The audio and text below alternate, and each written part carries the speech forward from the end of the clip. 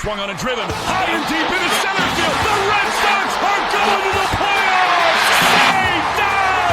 Say hello to October. It's gone. It's into the bullpen. This game is tied. This game is tied.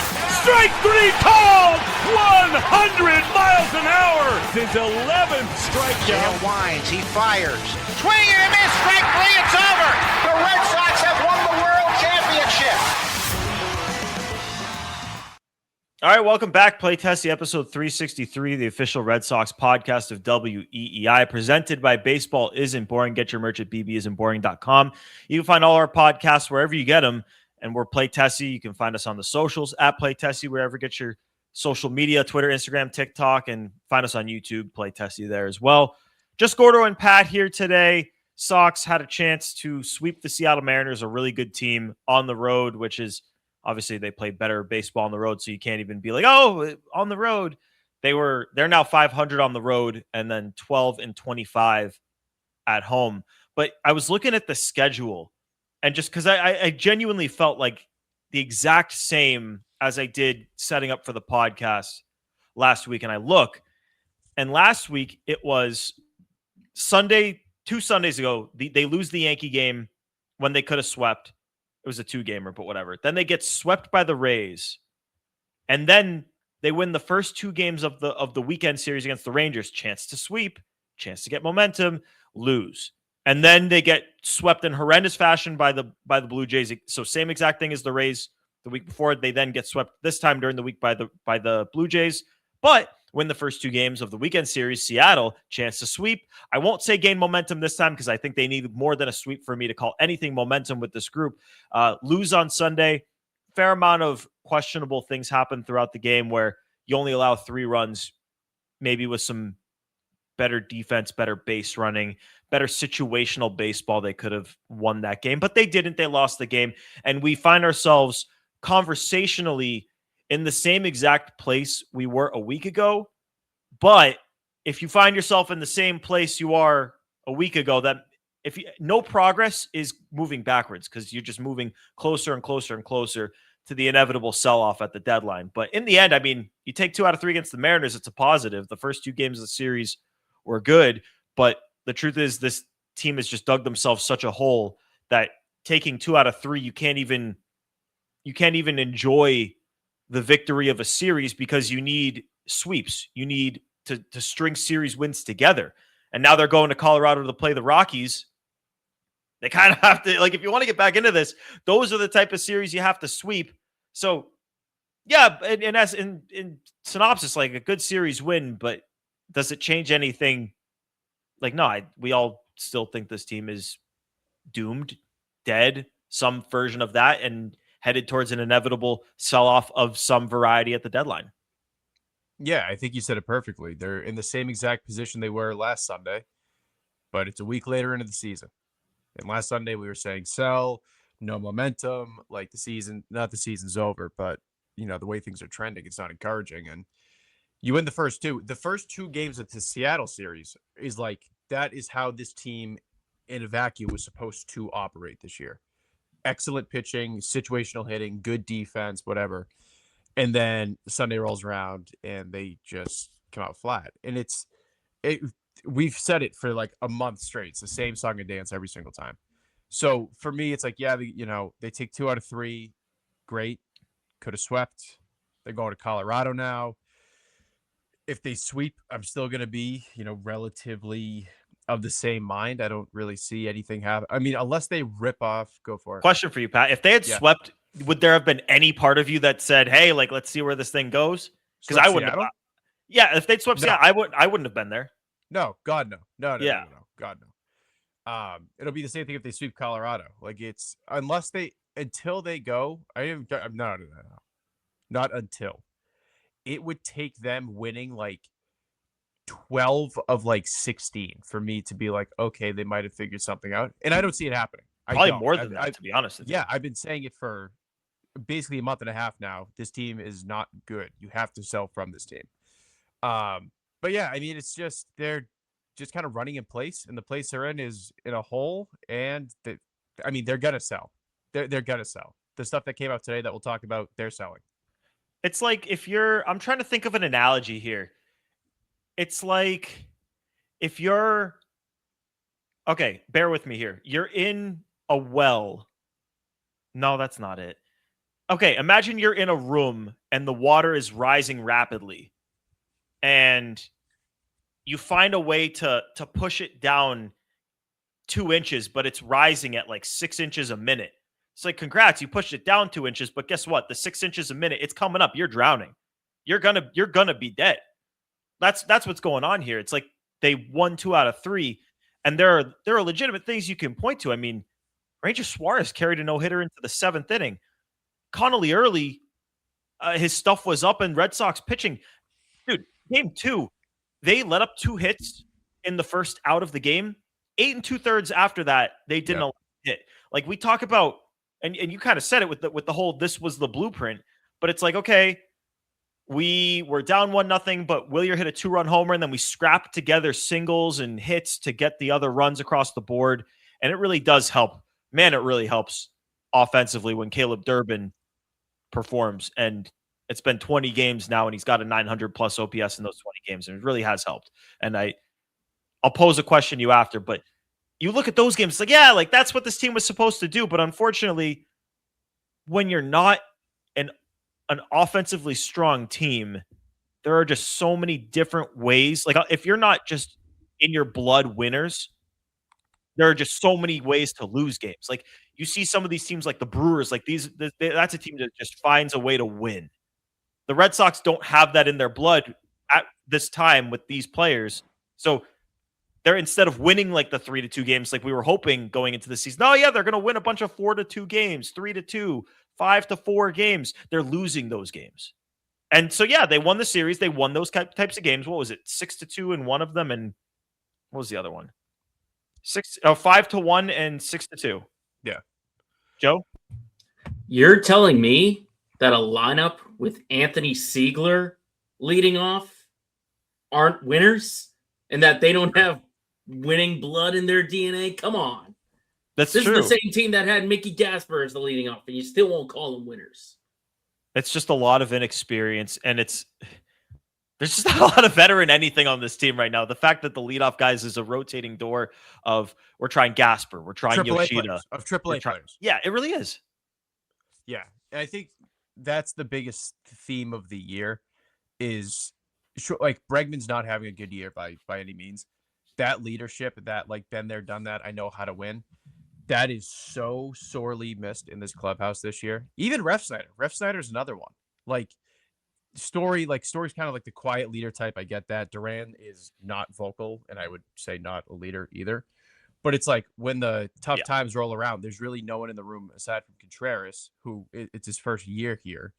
There's no one in the room who's going to kind of rally the troops. And I think that's been missing since day one. That's not new since Story got hurt. Gordo? And you've got IKF who has played that role, but you know as well as we all it's so hard to play that role when you're not the guy on a team, not even to mention an everyday guy. He just became, I know he's on the IL now, but he just got that role. Yeah, you're the new guy on a bad team. Like, and you're not the guy. Like Bregman was a new guy on a team, but he's that dude. You're a new utility guy on a bad team. Like that's just such an uphill battle. Like I get like, sure, like you can point to Ref. Like Ref was a bench player, but like Ref was there for years. Like he was around all the guys. Like he had a much different like locker room presence just because he had been there for so long and he had been with so many of the different iterations of the team. Like IKF, like he's the one guy on the team that like I appreciate. He's like, we suck. Coming home is a distraction. We have to figure it out. We have to get together. Like I appreciate what he's doing, but he's also in this impossible situation where he's not just naturally gonna fall into this leadership role because the team already stinks. He's new to the team, and it's like it's not his job. They didn't pay him to come in here and be a leader. He's just a veteran who's frustrated that they suck. Yeah. Did I mention that Sammy's not here, or did we just kind of rip? It's just Gordo and Pat. Yeah, you said Gordo. Okay. Question I want to ask you off of because you bring up Bregman, you bring up Ref Snyder. I mean, it was jarring I knew Ref Snyder wasn't playing well, but seeing when they put the lineup up there and it's like, yeah, these Mariners guys, none of them are really hitting like 220, 220, 230, 250, whatever. And then Ref Snyder, it's 130 is jarring. And you see Alex Bregman and you look at his numbers, which aren't good. And you see the video of him taking hacks in the cage and he's got like the Fenway Park thing in the background. Numbers aren't good. And you look at some of the guys that, hell, I'll say, look at all the guys that Brez brought in this year. Sonny Gray, low 3 ZRA. Ranger Suarez, high 2 ZRA. Two really good starters there. Wilson Contreras, one of the best right-handed hitters in the American League. Caleb Durbin, just said it, 20-game stretch. I know he was the worst hitter in baseball before that 20-game stretch, but this is a guy who's playing right now. IKF, the guy that we were leaning towards potentially saying is the most nonsensical signing in our lifetime of watching the Red Sox. That's not true. He's played great when he's hurt, but he was playing great. Do you think it sounds insane to say because there are some things that go completely contrary to what I'm about to ask you, but have we been too hard on Brez? Have we been too hard on him? No? No. I don't think so either. But Because it's not for what he did do though, because he has done. It was the same thing last offseason. The things he did were really good in the offseason. Yeah, so like I think like the acquisitions are really good. Obviously, like Durbin's probably the worst of the bunch, and he's it was a bad turning. Yeah, maybe turning a corner. He's still really good at third, whatever. The reason I say we have not been overly harsh on him is because it's the moves he did not make. At the end of the season, they needed 2 bats. He let 1 bat go, and he replaced it with Wilson Contreras.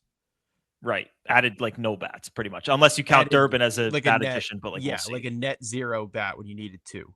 Right. And then you can go all the way back, sale trade, the entire Raffy fallout just because of lack of communication, firing Cora for a roster that he put together was not like it's so many other things outside of just acquisitions. Because if you took away their record and you just had player by player stats of guys that he acquired, they're good. They're good. So like, I guess if your question is, has he been good at identifying talent? I would say like 70% of the time, yes. I would equate it to like if you're on a basketball court and the only shots you're taking are fast break layups, your shooting percentage is going to be really good, but you can't win games if the only shots you're going to take are fast break layups. It's like we saw it this weekend with the Mariners. Game 1, the Mariners could have won that game, but they've got 6 major league starters. And so what they're doing there is pulling one of them after 5 innings to then piggyback with another. And Bryce Miller was dominating. They yank him, put Luis Castillo in the game in the bullpen in a role that he doesn't do and is clearly not happy to be doing. He lets up a bunch of runs, and now the Red Sox are able to win that game. It's the same thing with the Red Sox here. Yeah, like you brought in a couple of really good starters. You did some good things. Like the offseason, you brought in Chapman, you re-signed Chapman. There's a lot of good, but there was a lot of other things you needed to do, like trade an outfielder. And honestly, Pat, the worst of it all probably goes beyond the moves. It's the culture there. All the stuff that comes out from people internally about how unhappy they are. It's like, it's not like that in winning organizations. You don't see those things come out with the Dodgers. You don't see those things come out with the Yankees. You don't see those things come out with these perennial contenders. It's not a bad culture in any of those places. And who knows? Maybe it's some people who don't like it, and there's other people that do, and we just don't hear from those people. I'm not going to act like I've got the inside scoop on every single front office member, but to me, it goes beyond the moves and it goes to that. Like that's the most telling thing, and that's why even though there are some things, and I think maybe people are treating Breslow like he's completely incompetent, and he may not be that, but it's still the fact that this organization is at this point. If you asked any of us at the end of the Heim Bloom era where this team would be in the summer of 2026, none of us would say this. Yeah. And I think the other thing too with Breslow is it's like there's so much behind the scenes stuff too that comes out, and it's just so ass backwards. He basically fires the entire scouting department. He brings in Driveline. No one likes Driveline. He's completely shifting the philosophy of the organization, and it's not working. And players are pushing back, and he's pushing back against the players, but he doesn't talk to the players. Like it's just there's so many moving parts that it's hard to be good. What I mean by that is just basically you have your offseason moves, acquiring players, contracts, all of that stuff. On top of that, you have some of the players in the clubhouse not really fucking with you. Rafi, Cora, like whatever it may be. Oof. And then the actual infrastructure within you work, the front office, baseball operations. He fires 80% of the guys. The people who are still there absolutely hate it there.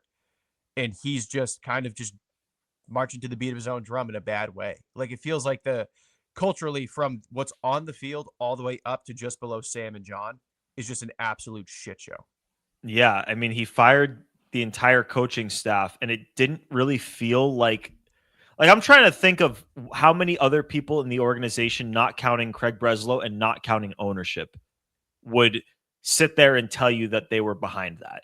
I'm sure that there are some driveline minded, like the Craig Breslow side of the coaching people, because when Cora and the gang were all still employed by the Red Sox, there were two groups. There was the Cora guys and there were the guys that Breslow hired, a lot of them from driveline and that kind of minded individuals.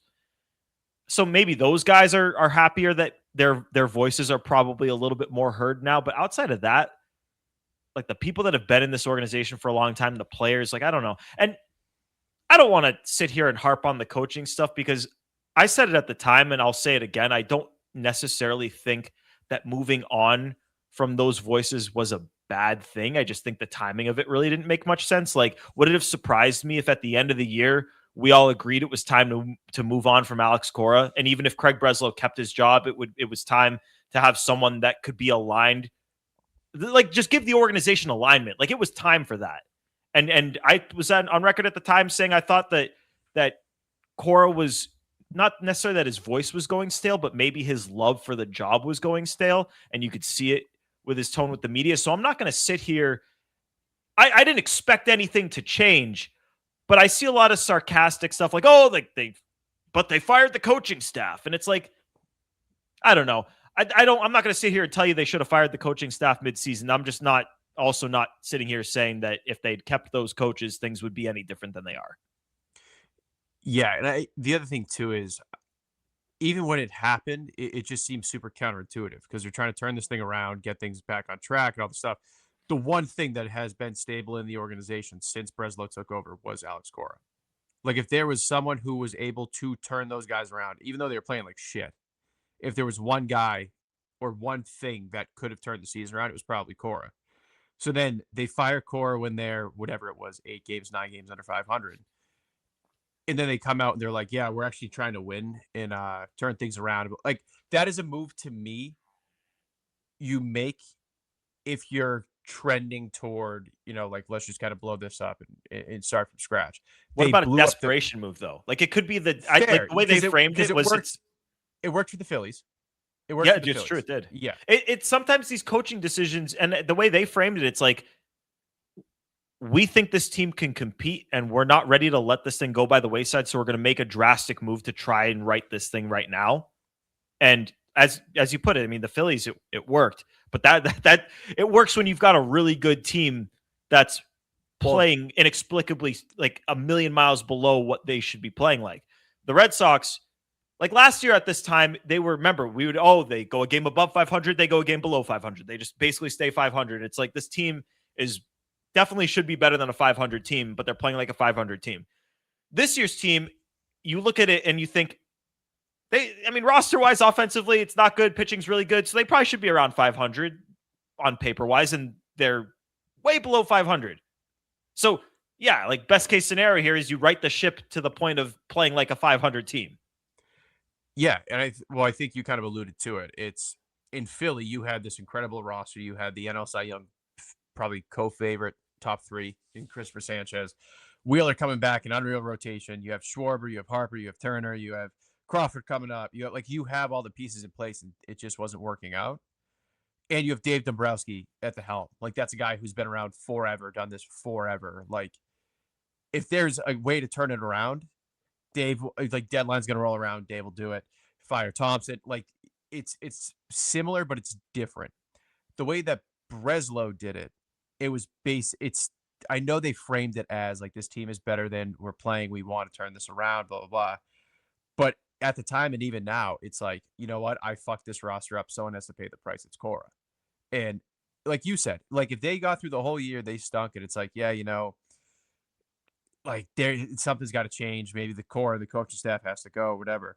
But the way that it went down and the way that it feels, it feels just so like short-sighted. And then also it just feels again like Breslow trying to save his job. And That's it. not, That's yeah, it, Pat. yeah. It was Breslow. And then think about it last year at this time. And we're doing this podcast on Father's Day. And I remember last Father's Day we did a podcast. It was the Devers trade reaction podcast. Oh yeah. And Craig Breslow got on that presser the next day and said, I think we're going to win more games like this than we otherwise would. And he ended up looking really smart for saying that because they did. And I don't know if it was because of Devers. I don't think it was. I think it's because they started to pitch better. But yeah, they won more games and he looked good because of it. If he canned Cora and the entire coaching staff and then the roster started playing like he thought they were capable of, guess who would look great yet again? And guess who would have saved his job in the process? Not just because he got rid of the voice that had this thing continue to go the way it's going. He would have tried to push Breslow out and place the blame there. But he also would have looked good because now I have done the move for the second year in a row that I can say saved the season. Yeah. And like you said, if Chad Tracy came up and they just started firing off wins and the whole thing turned around and all this stuff like some people thought it would. Yeah, to your point, Breslow, it's like, okay, he's reading the room at an incredibly high level, but it didn't. And that's why it feels different than when he traded Rafi last year. They've been playing basically the same, if not a little bit worse, since Trace came in, and everyone around the league is making fun of the Sox and how they run. And Breslow, Sam's frustrated, John's frustrated, like the whole thing. It just could have been a legitimate turning point in the season has turned into the complete unwinding of the season. Like now it's Sonny's already talking about having conversations maybe about the trade deadline. Chapman signed this unbelievable team-friendly extension. You're probably trading it. Like that, the core thing, that was just the pulling the piece of the Jenga out and the whole tower collapsed. Like now it's just all shit hit the fan. I want to talk about the Sonny Gray thing, but first, you brought up Chad Tracy, and at the time of the firings and when they anointed or appointed Chad Tracy the manager, my thought at the time was this is a guy who's going to step into this role and this roster cannot possibly continue playing as bad as they've played. They'll play a little bit better. And I think he's going to parlay it into becoming or into the interim tag being removed. I don't know how I feel about that anymore. I don't think he's done anything wrong necessarily, but the fact that it hasn't turned around, I feel like if you're trying to sell to this ownership group, and what's the ownership group care about? They want something that's going to get people excited. And I think I don't want to say a big name manager, but a new name manager that you can try to sell a vision to a fan base might be a way to do that. I'm not saying they're going to make big baseball decisions purely based off of ticket sales and marketing for a fan base, but I thought that we would see something a little bit more to show us. And again, I don't, it's not that I think he's done anything wrong. I just think he would have needed to show us a little bit more to keep that job. So right now I'm leaning towards going back on what I said, because at this point I would honestly be surprised if he was the full-time manager next year. But what are your thoughts on that before we get to the Sonny Gray thing? Yeah, well, when he came up after core and all this stuff, like the deck was kind of stacked against them. And to your point, like if they showed improvement, even if they didn't make the playoffs, like if they were just playing like good baseball, it was better than when Cora was here, and there are signs of something building. I agree. I would say Trace comes back next year. The way things have kind of shaken out this year, to me at least, this was an absolute disaster season. Like you need to completely wash your hands from this season, because you're going to have a bunch of veterans out the door. Who knows if Breslow's back next year? You just need a complete 100% reset and just forget 2026. And I think trying to turn the page to take what this current team is and evolve it into a contending team, I think that's way too much on Chad Tracy. It's like it's almost like Ron Renicky. Like, do we remember him doing anything actually wrong in 2020? He was dealt an incredibly hard hand, and he had to manage a 60-game season in a COVID year where guys had their lockers were basically suites, and they shared a suite with one guy. Like, there was no way to build camaraderie. There was no way for Ron Renicky to actually earn that job. They didn't remove the interim tag. He was just gone at the end of the year, and that's kind of what I feel like is happening here with Trace. Like, he's not doing anything wrong, but because this year didn't turn into some sort of magic season, or and kind of what you said, because it doesn't really feel like anything is being like actually built right now. There's no reason to do it. Joe? Yeah, I think the big thing is, let's look back on the games that Tracy has managed. How many of them can you say definitively the Red Sox lost because Tracy did X, Y, Z? Like, for me, I think of maybe two, like bullpen management. You can't quote me on that, but then just like the roster decisions. But it's like everything you do see with the Sox team, you understand Tracy's input, his love and affiliation for Mickey Gasper, but you understand why, because they need someone in the leadoff spot without Roman. And just, you can tell that this is sort of a AAA managed team because there are tons of AAA guys on the roster. Well, that's the key right there, Joe, is like, yeah, he's got Mickey Gasper leading off, but there's nobody that I'm pounding my fist on the table saying that guy needs to lead off. There's been maybe one or two games where I've thought, about a bullpen decision. And I think it was last podcast, Sammy brought it up and he was right. The Nate Eaton pinch hitting decision. I forget which game it was, but it didn't make very much sense. But I mean, you're going to have decisions that kind of backfire with every manager. To me, it's so much more about building something culture-wise, and you need a combination of both. And to his credit, I haven't had too much of a problem with much of the things he's done, like in-game decision-wise. But if it doesn't feel like you're building anything, you're the interim guy. They didn't give you the job initially for a reason. They left the door open to bring in someone else. They didn't even promise him the rest of the year. So, like, why should I sit here and believe that they're going to give him some 3-year deal to manage the Red Sox when they wouldn't even promise him the year and nothing really has happened? Well, let me ask you this. So I agree. I think the Eaton thing was a little bit strange. Early on, you could tell that it took him a bit to get used to managing the bullpen. What are your thoughts on how he went about the Carlos Narvaez stuff? Oh, that's fair, because I haven't agreed with that. That's a knock on Tracy. That's fair. You're right. And we don't know how much, like, I think it's very collaborative, especially things like that, where it's not a day-to-day lineup thing. It's more of a, here's how we're going to move the team forward big picture wise. This guy's our starting catcher. This guy is going to play X amount of days a week. So I think that the front office was probably more involved in that than they are in, let's say, like an in-game bullpen decision to go to, we went to Slayton in the 7th, or Slayton in the 6th, Whitlock in the 7th, and had to go to Tyron Guerrero in the 8th. That I feel like is purely a Tracy thing. The Narvaez thing I could see being a very collaborative thing. But you're right, Pat. I haven't agreed with that. And hopefully it kind of looks like they're going back a little bit on that and catching Gasper less, even though it's kind of been more so in favor of Wong. But yeah, I agree with that. I think that's fair. Let's or you go ahead and then we'll do the other thing. Just one last thing. It's like, that to me is, I understand the rationale for Gasper. It's like, better ABs, they're desperate for offense. I get that.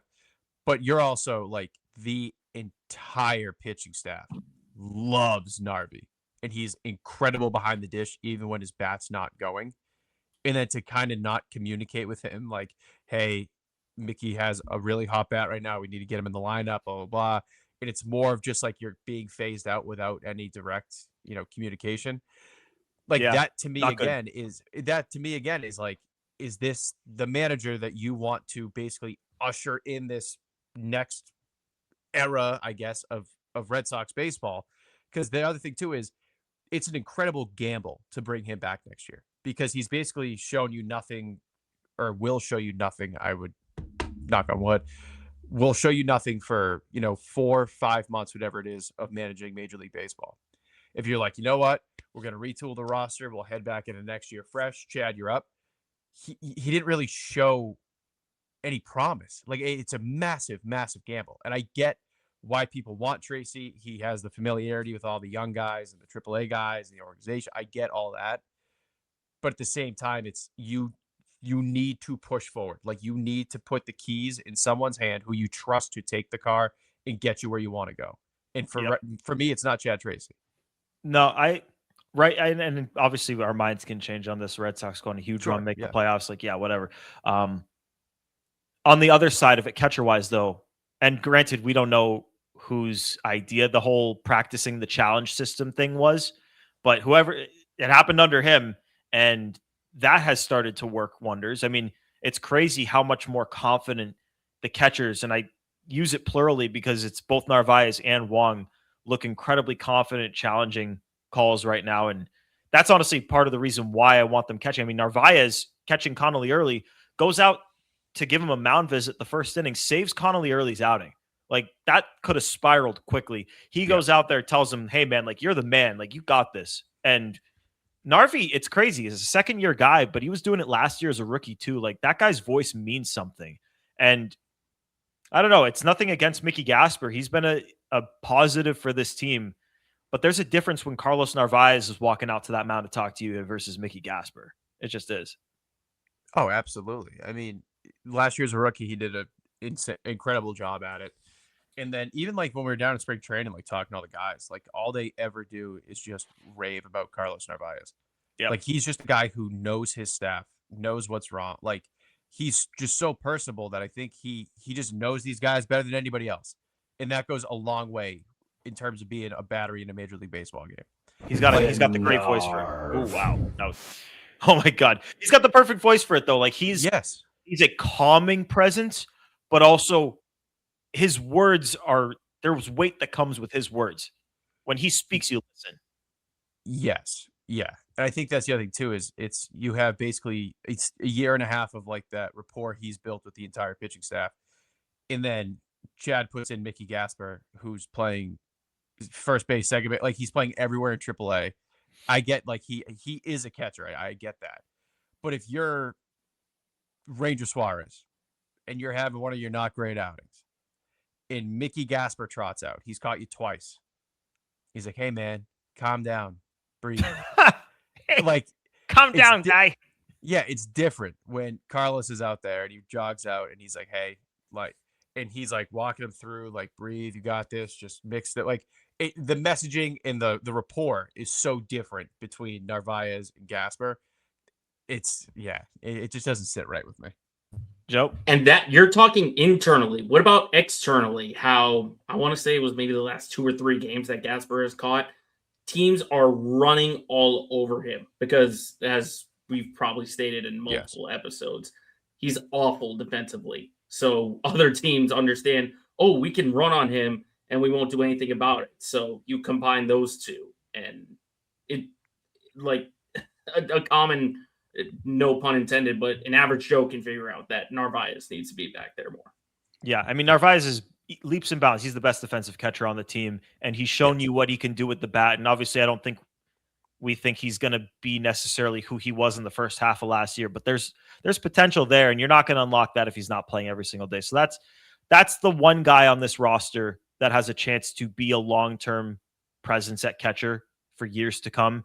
And at this point in time, with where they're at in the season, you just got to ride that and hope that he gets you there. But let's talk trade deadline stuff. Let's talk trades. Sonny Gray, that's the guy that's been, I think, most in the news lately, whether it be John Heyman connecting him to Atlanta after Pat Brown connected him to Atlanta about a week and a half prior. Did happen. But the news today coming from Tim Healy, who talked to Sonny Gray about his no trade clause. And we talked about it, I think, on the last pod, maybe 2 pods ago, about how Sonny Gray and Wilson Contreras have no trade clauses. They control their destinies here. Sonny Gray said he believes that having the ability to veto trades is an earned thing, which he's right. He negotiated that in his contract with the Cardinals. He waived it to come to the Red Sox. He negotiated an extra $1 million in that buyout because of it. And if he gets traded, he might be able to do something similar again. And he was asked if he would be willing to waive it. And he said, quote, if someone came to me from the Red Sox and made a decision that that's the direction that this team was going to go, I would be open for a conversation, which I think is meaningful because these guys can Byron Buxton got asked about it, and he basically said, like, go fuck yourself, I'm a twin. Sonny Gray didn't say that. And granted, I don't think any of us would necessarily expect him to say that. He's been here for 3 months, and the 3 months, not for him, but for the team, have gone objectively awfully. So I don't think it's that surprising to hear him say, yeah, I'd be open to potentially playing the last 2 months of my deal on a team that has a chance to win a World Series, something Sonny Gray hasn't done. But it is still something that, like, that's a base that needed to be touched. If you're going to trade Sonny Gray, you need to first learn, is he open to it? And it seems like he is. Yeah, because, I mean, you pointed out Buxton, and Buxton's basically just like telling Minnesota, don't even pick up the phone, I'm not waiving it. The other thing, too, is it would be perfectly reasonable for Sonny to say, I'm not waiving it. He just moved his whole family up to Boston. 3 months, you're going to move again. That being said, I do think he'll be incredibly selective with his no trade clause. I don't think he's just going to okay whatever. The reason I put it with the Braves is because I know he's from Tennessee, like it's driving distance. So it's going to be a Florida team, Georgia team, maybe Texas. Like it's going to be Southeast. But to your point, like the fact that he has outwardly said, you know, if that is the direction the Sox want to go, I'm willing to have those conversations and work through it and all this stuff and do what I need to do. That's massive. So I'm going to ask you a question here, something that I don't think I've heard anyone ask anybody, but it should be asked. Sonny Gray, they targeted him as a guy they thought could be potentially a number 2 starter on this team. They traded Brandon Clark. They traded Richard Fitz. They paid a lot of money, $21 million guaranteed they're paying to get this guy in the fold. It was a big deal to get him in the fold. And my best guess is when they made that trade, like you're not trading those 2 guys if the goal with Sonny Gray is for him to be a 1-year rental. I'm sure the goal here would have been, he's going to be here, we're going to win ball games, and we're going to find a way to keep him here if he pitches like we think he will. Is there any part of you, not that would just blindly keep him, but that would broach him about potentially signing an extension and then not trading him? I haven't heard anyone talk about this, but to me, it's something you got to at least explore. I'm not saying give him like a 3-year, $90 million deal or anything, but if he's willing to talk and sign, not necessarily the Chapman deal, but a team-friendly-ish, you know, now I don't have to pitch the second half of the year, so I'll sign maybe a 2-year extension, takes him through his age 38 season. He's been one of the better pitchers on this team. If the options are that and like an okay trade package, I'd talk shop with Sonny Gray. I think they'll get better than an okay trade package, which then might push me to say screw the extension, even if he's willing to talk.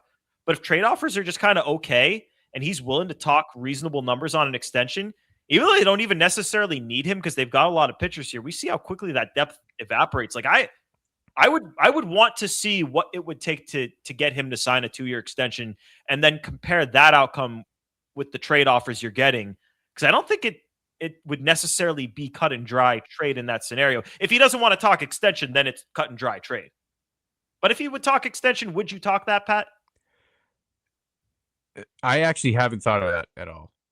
It's weird. Why did we not think of that? It is a weird premise. So let's just go through it right now. So next year under contract, you have Crochet, Ranger, Tolley, Early, Bayo. You have 5. Plus Oviedo. Plus Cutter, if Cutter's alive. Plus Houck. And then by that point, Ianson will be higher up in the pipeline. Ready to go, maybe. Bennett will be in the pipeline. Like you'll still have 10. Plenty of depth. That's 10. So I think the depth will be good enough where Witherspoon, yep, that's another one, Joe, that will be kind of creeping up the system. I think the depth will be good enough. And I also think it's different than Aroldis Chapman. I think investing in a 37-year-old starter is a little bit higher stakes gamble than it is to extend a 38-year-old closer. Well, the 38-year-old closer is already under contract. Yes. Or likely will be once he hits 40 innings. Yes. So I don't think I would do it. And the other part of this, too, is I think the return that they get at the deadline for Sonny Gray is going to be better than what they gave up. Yeah. Because they traded for Sonny Gray, who was 35 years old and had a 4-something ERA. Comes to Boston, and he's kind of back to his regular form. He's a rental. And especially if they pay down some of that contract, if they chip in for that $10 million buyout at the end of the year, they're going to get a really, really good return with, pieces in place for next year's rotation. So I wouldn't hate it, but I think the payoff of trading him would be a little bit better. So it's so interesting. I'm of the mindset that at the deadline, you're going to have more desperate teams, and desperation brings higher offers. But you look at what he did last year. He had where's his ERA on this thing? Come on. He had a 4.28 ERA, but he had a 3.39 FIP.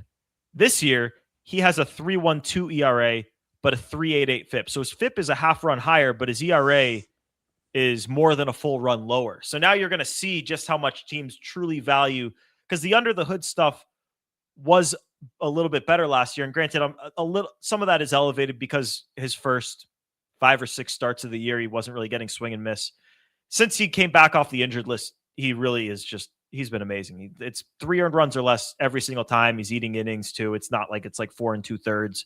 He's getting you 6-7 innings, and he's keeping them to 3 earned runs or less. So I think you will get good offers for him. And I think they will be considering the pitching depth they already have and how good Ranger Suarez has been, because the fact that you're going to be able to have Crochet and Suarez and Tolle as 3 potential top of the rotation arms next year makes it a little bit easier to part with a guy like Sonny Gray. Whereas if Ranger Suarez was pitching to a 4 ERA, Peyton Tolle was kind of showing you what he showed last year, which is potential, but really it's raw. Just fastball and yeah. Right.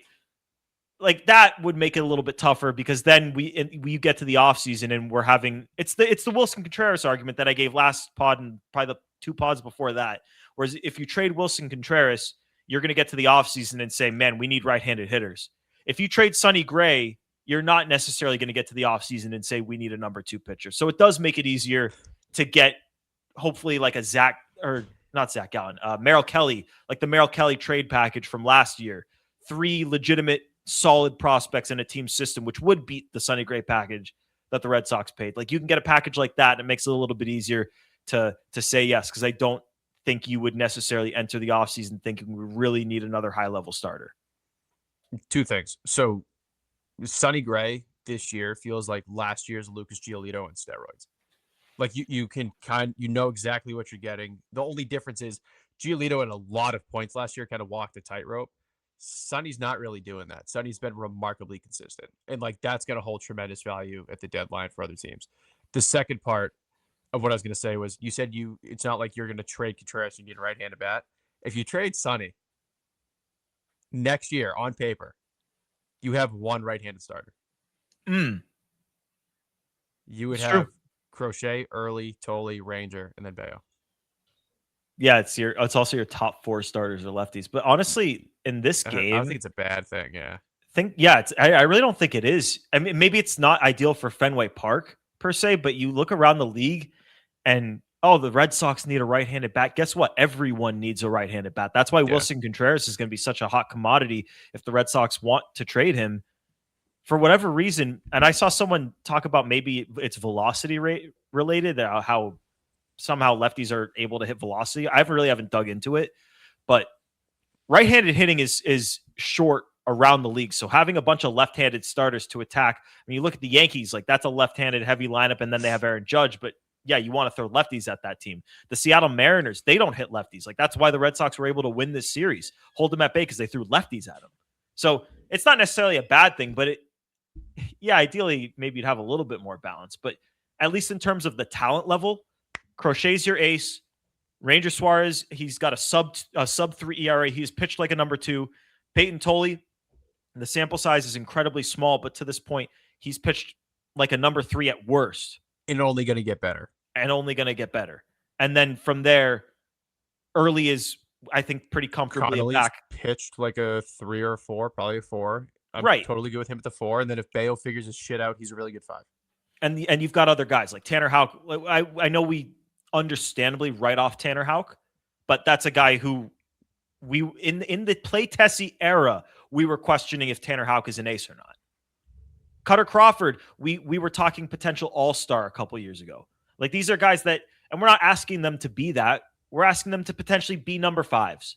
So they could have enough pitching to deal Sonny Gray, but at the same time, there's no guarantee in any pitcher quite like there is with Sonny Gray to at least be solid. So if he's willing to negotiate a reasonably priced extension and the offers aren't great, I would look into it, but I think I would lean trade anyway, in a way that like with Chapman. If you trade him, you're going to be looking for another high leverage reliever.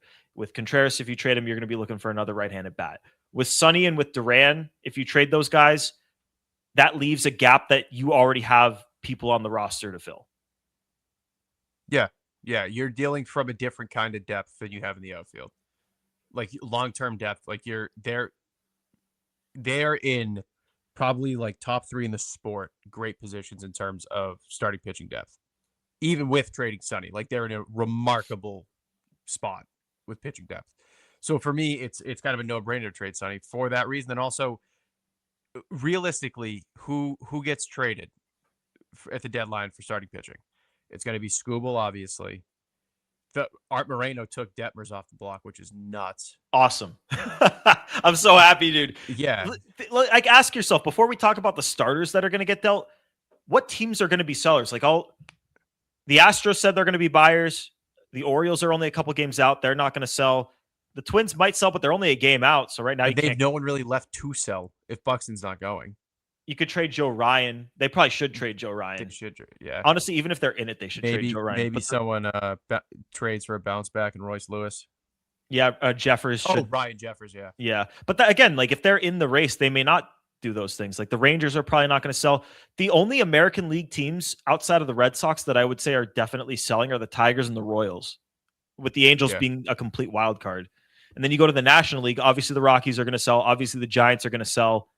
Outside of that, the Mets probably do. But then you get to the Reds, who are 2.5 out. Pirates, they're not selling. Diamondbacks, they don't look like they're selling. Nationals shouldn't sell. And if they are going to, I don't even know what rentals the Nationals have to sell. Maybe I don't know. They've talked about trading CJ Abrams. I don't think they're going to do that right now. The Marlins are on a heater. They're not selling. Padres, I'm thinking Nationals. They have like Nathaniel Lowe. No, that was last year. The Reds have Nathaniel Lowe. The Reds have. You're right. Yeah, so their rentals would be. Who did they even sign? Trevor Williams, Foster Griffin, Miles Michaelis. Wait, is Foster Griffin on a 1 year? Because he's pitched really well. If you're talking about a guy, Griffin is on a 1 year. Okay, that's an interesting one. He's pitched really well. And then literally everybody else is pre-Arb. Yeah. That's not a. Basically, what I'm getting at here is it's going to be a huge seller's market. Yes. And you can look at pitchers. I mean, Freddie Peralta, you could have said, that's a guy who maybe after Skubal, it could go Skubal, Peralta, Sonny. And then Freddie Peralta gets bombed for 10 runs. Yeah. Yeah. So that's another one. Who the Giants have Robbie Ray, but I'd rather have Sonny Gray than Robbie Ray. That's close. That's going to be comparable. The Royals could trade Michael Wacha. Give me Sonny Gray. Yeah. They could trade they extended Seth Lugo.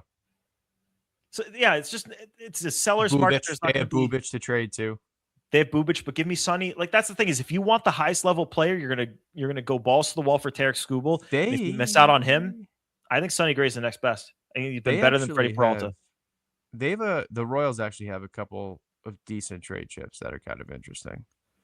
They have Lane Thomas, Matt Strom, Starling Marte, which whatever.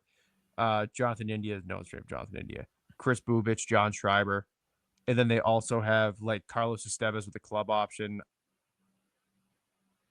I don't think anyone's going to take that on. They have some interesting stuff they can move. Strom will get a lot of interest. The real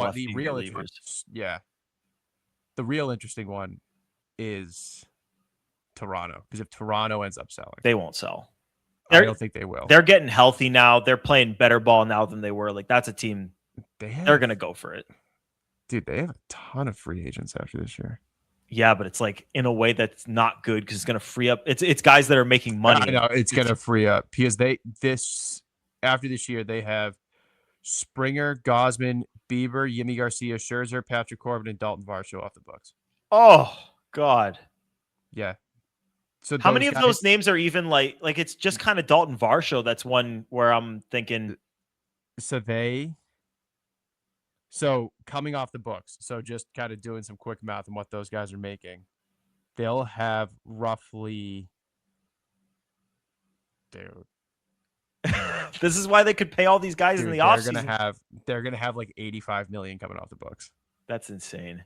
I mean, that's why I thought they could pay Bichette and Tucker last year, and they ended up with Okamoto. Yeah. And Cease. But Yeah. that's why they were able to do those things, but they'll be able to do more. And then at some point, Jose Barrios is going to come off the books too. He can't be that much longer. Yeah. Oh, dude. The Angels have a shit ton of free agents too. Yeah, but they're the Angels. Free agents after this year: Soler, Darno, Travis Darno, Kirby Yates, Yoel Moncada, Adam Frazier, Brent Suter. They got some pieces, but They got, yeah. I mean, they've been willing to trade some rentals in the past. I just feel like, yeah. The crazy thing is Art Moreno saying they're not trading Jose Soriano. yeah, Jose Soriano and Reed that is Devers the not guy being they would traded. get both of those guys. If they Yeah. traded both of those guys, they would have a top 10 farm system in baseball, and I think right now they're like bottom 5. I don't think people quite grasp how if you want to get a lot for Sonny Gray, those two guys not getting traded is enormous for your agenda. Like, Yes, that's huge. Yeah, it's huge. Yeah. Let's get into some Nuff Said before we get out of here. I'll go first because mine is baseball related, and I wondered if we were going to get to it on the pod, and we didn't. So it's going to be my Nuff Said. The Rafael Devers clip from today of him shooing away the poor pinch runner when, first of all, the move's already made. Like when they send the guy out there, the move is done. And so there's nothing you can do. So he's basically showing up the manager. He's showing up the poor kid who's coming out to pinch run, comes into the dugout. One of the maybe it's like the bench coach or something was going to like give him a pat on the ass, like job well done, good day, whatever. And Devers completely dodges it. And man, like what happened to our boy, like our beloved, fun loving, home run hitting, hickory do Laffy Daffy Raffy Devers. Like, goddamn, this guy, he was the they pay me good and I hit homers. And now, I mean, we saw it last year where he just kind of, I don't know, he's just a different guy. And it's sad because he was the happy, goofy dude. And you're just more evidence that he's just turned into this diva. And I hate it. I hate it. I really do. I can't believe it's that he's gotten to this point. I would have never visualized this a couple of years ago. I don't even get why he was mad. They're down 1. He's the tying run at the top of the 9th. He wants to run that bad. It's an obvious pinch run situation. It's like blatantly obvious. Obvious. Like, I don't get why he's so mad. And I mean, I get it. The easy excuse is it's a culmination of a frustrating season, both as a team and personally, but that's not an excuse. Like that's how many times have you seen that? I don't know if I've ever seen that. I've never seen someone shoo off a pitch runner, shoo off a teammate to pitch run.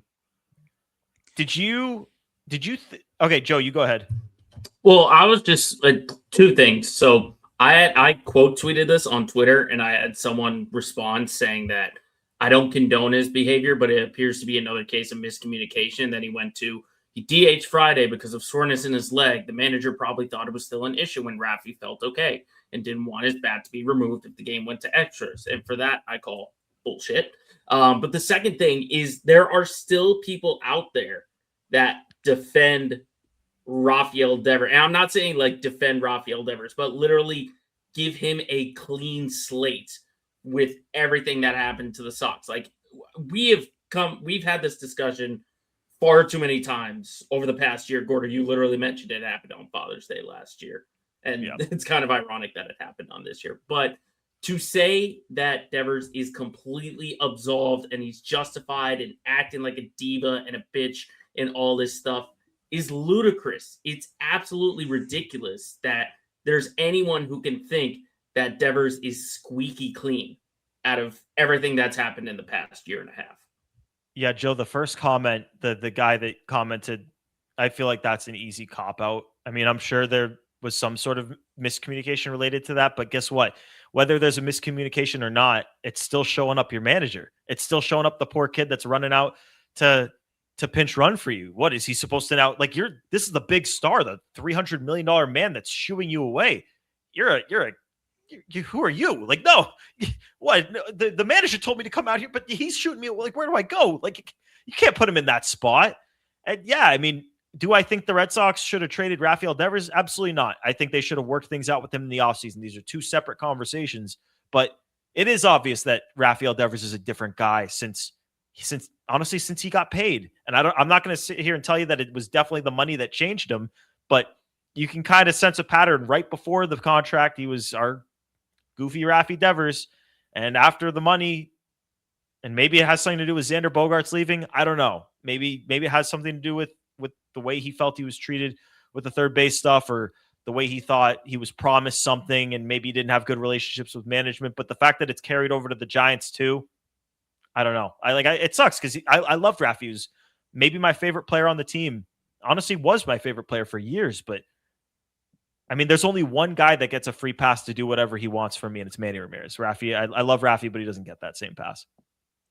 Yeah, I think the thing with Rafi is after he was traded, it came out even more so how bad of a teammate he was and how it was causing some friction in the locker room. And then he gets traded over to San Francisco. He goes, I'll play first, I'll DH, I'll do whatever they want me to do. And then things start to go sideways and he reverts right back to a diva, bad teammate, and all that stuff. So it's the same thing that happened last year. It's just happening in San Francisco. That's really just what it is. Does he have the worst contract in baseball now? Because Stanton's coming off. Stanton's coming off the books. Xander. Oh yeah, I forgot about Xander. Well, he's got to be at least honestly top 5. Machado might be as bad. Trey Turner's has got to be pretty bad too. He signed the same season as Xander, and he's pretty useless. Bad, well, yeah. Devers got to be top 5 at least, right? Probably top worst 5. contracts. Yeah, probably top 5. Yeah. Here's the thing. I still believe that Devers is going to come out of this and hit, especially if he somehow moves to another team, which I don't think they're going to be able to do. But what's Seager's contract like? Seager was so good last year that there's nothing he can do this year that would. Yeah, I think it was. He won a ring. It was worth the contract. Yeah, he and Simeon both signed I think it was 9 years and $300 million, something like that. So, but yeah, you get a ring out of it.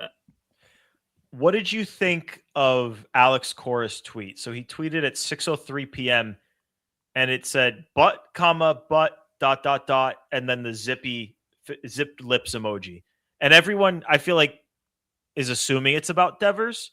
I lean towards it's about Devers because it would be kind of weirdly timed if that was a dunk on the Red Sox, because they were still playing their game at that time and they had just won 2 in a row. And if there was a time to dunk on the Red Sox, it probably would have been the series where they went 1 for 29 with runners in scoring position against the Blue Jays and got swept. Like, if you wanted to dunk on the team, I probably would have tweeted it on Thursday. But this is conveniently timed with the Devers thing. I don't quite know what it means, but I lean towards it's about Devers. What say you guys? I don't know. Because to me, it would be weirder if it was about Devers. Because I feel like him and Devers got along, and I feel like he wasn't. Or maybe they didn't. I don't know. Let me read you an Ian Brown tweet. Let me pull it up. He quote tweeted something about it and said, "What a fitting way to celebrate his trade from last Father's Day. I heard he got equally pissed at Cora one time for getting pinch run for, but that one was kept behind the scenes." So there was that, and then it was Milliken resurfaced the video of last year when Yankee Stadium, right? Yeah, Yankee Stadium. Devers doesn't run out the ground ball. Cora gives him this weird, what the fuck kind of look. And after the game, defends him publicly in the media, but you can tell in the moment it was a what the fuck are you doing, buddy? It kind of does feel like that relationship. I think it was. Yeah, I think it was. I fully believe it was Devers. The more that I think about it and the more that we know about the ongoings of last year and how things ended, yeah, it probably was about Devers. I would be shocked. I would be shocked if it wasn't anything Devers. Like you said it, Gordo. It was during the Sox game. What else happened in baseball that would make him say that or tweet that? Yeah. It sucks. I mean, it sucks because I just remember a time where I don't know if this one is true, but I'll say it anyway, and we'll have to verify after the show if it was true. But do you guys remember something about them giving Devers Chipotle gift cards to like stop chasing? Was that a thing when he was young? What? I That might don't have. know that, no. I have, I have to look up if that was real or not. This is something way before I was. I mean, I was super in tune, but it was before like the Gordo Twitter account era where I was like actually like every single thing I'm gonna talk about, whatever. But I do remember something in the corner of my mind about them giving Devers Chipotle gift cards to avoid You chasing are pitches. correct. Oh, really? Okay, good. I thought I was Alex making some Cora- shit up. Alex Cora used Chipotle gift cards to motivate Rafael Devers during the 2018 season. Cora offered $50 gift cards for walk and $100 gift cards for opposite field home runs. See, then- that's the so- shit I miss, man. What the On fuck the happened to our contract. boy? Wait. So he did that in 2018 to motivate Rafael Devers. This article is from Chris Smith at Mass Live, May 20th, 2019. Boston Red Sox is Rafael Devers not eating a Chipotle as much anymore. Makes time to call mom twice a day. Loves fatherhood. So they won a ring and then just stopped eating Chipotle. Dang, man. See, those were the days. I mean, I know 2019 wasn't fun, but 2018 was. Here's the thing. Rafi- Are you still Also, going the to root fact for that- him, though? Also, the fact that you have to use Chipotle gift cards to motivate a rookie is fucking crazy. It is kind of nuts. It's like one of those, like when you're watching a movie and then like you watch it again, and you're like, oh, I should have picked up on that the first time. Like we should have known right there from the beginning. But the big question though, Gordo, are you still rooting for him to succeed? Yes, I'll always root for Rafi. I won't. He doesn't Yeah, get the full do free that. pass like Manny does, but I'm never gonna fully turn on him. He's a World Series champion Red Sox. He's one of the best Red Sox hitters we've seen in our lives, and he's done wrong. But I'm not gonna give him the free pass for doing the wrong. But I'm not gonna fully turn on him. All right, fair enough. I mean, I still personally think after the trade, the Sox are still the better team with the better outcome than what the Giants got. Even Buddy, though the Sox traded all the pieces they got. all they had to do was just sit there and they win the deal. All they had to do was do nothing. They had to, whatever. Pat, you got enough said? I do. I am ready for this Giannis trade stuff to be done. Oh, I thought am about making this my enough said, and I knew if I did it, he would be traded by the time the episode drops. So Dude, congratulations, you ended it. Yeah, I am so over this. Like, I don't know. I think like I'm just reading tweets. Like I'm reading like Mark Stein and like Windhorse, like just stuff that's popping up, and like I'm staying up to date with the rumors. My thing that is driving me insane right now is I'm now getting like these no-name Miami accounts just all over my feed with every single little quote from every podcast, every ESPN show, from Miami radio. I don't give a fuck. I don't even care if the Celtics get it at this point. I am just so done with these nothing rumors. I think you give a fuck. That's why it's in your feed. You give a fuck. That's what I'm saying is I'm reading it to like stay up to date. But the past 3 or 4 days, there's been nothing new, zero new. And I'm still getting these just bullshit like Miami quotes from these. I'm not even going to say aggregators. It's literally just Miami Heat fans. And I'm like, Yeah. and I'm even like doing like the click on it, like not interested or whatever to like filter them out. And I'm still getting them. I've never You clicked need that to before. change that and switch it to the Giannis code word. Dude, Yeah, Pat, if you really want to be serious, mute the word Giannis. that's the thing is I want to know where he goes. I'm just over the saga of it. That's Don't worry. that's more my point. So now you know how everyone else feels about the AJ Brown side over the God. summer. Yeah, That's I was like over that's that, how too. everyone else felt about that. It'll be over by the draft. There's no way there's no way Milwaukee lets Miami make that pick at 13 without any sort of trade. So Yeah. it'll be over soon. Joe, do you have any enough said before you wrap this thing up? I do have a quick enough said. Just one final thank you to the Tartan Army and to all the fans of Scotland for reviving the city of Boston. That's ultimately how I phrase this, is that over the past week, they have revived the energy in this city. and really just the World Cup in general has revived it, because like the US team looks good in their win on Friday, and there was like the big crowd in Seattle and then the big watch party in Boston or whatever. But let's be honest, like we in this state are excited for the World Cup because Scotland did it. And if you haven't seen the video, check it out on all our socials, Twitter, Instagram, TikTok, all that stuff Gordo says. But one more time, thank you. Thank you. Thank you for the Tartan Army for electrifying Fenway and this whole city when our baseball team could not do that at all. Yeah, great video, Joe. Great video. It's getting some well-deserved love. Also, Pat, I refreshed my Twitter feed, and the first thing that comes up is from Heat Central. Bill Simmons says the Heat will not be title contenders with Giannis. Yep, because the number one source in this city is Bill Simmons. I'm going to open Twitter right now. Uh-oh, guys. Pauly Market has deleted their tweet about something about Giannis. I don't know. Okay, I'm refreshing. Kyle Kuzma is expected to be included in any trade for Giannis Antetokounmpo as, quote, Giannis tax. I refreshed Twitter. It goes Chipotle ad. Some random person saying at this point, I don't think JB is getting traded. And then a Heat Nation tweet. Shout out Heat Nation. No, fuck Heat Nation. All right, let's wrap this thing up. Happy Father's Day to all the dads out there, to my dad, my father-in-law, my papa. Happy Father's Day, you guys and your dads. Happy Father's Day to your fathers, and to all the listeners' dads, and any of the listeners that are dads, happy Father's Day to you guys. That's going to do it for this edition of Play Tessie, episode 363. We will be back soon for another one. You guys know it. You always know where to find us. But if you don't, we're Play Tessie wherever you get your podcasts.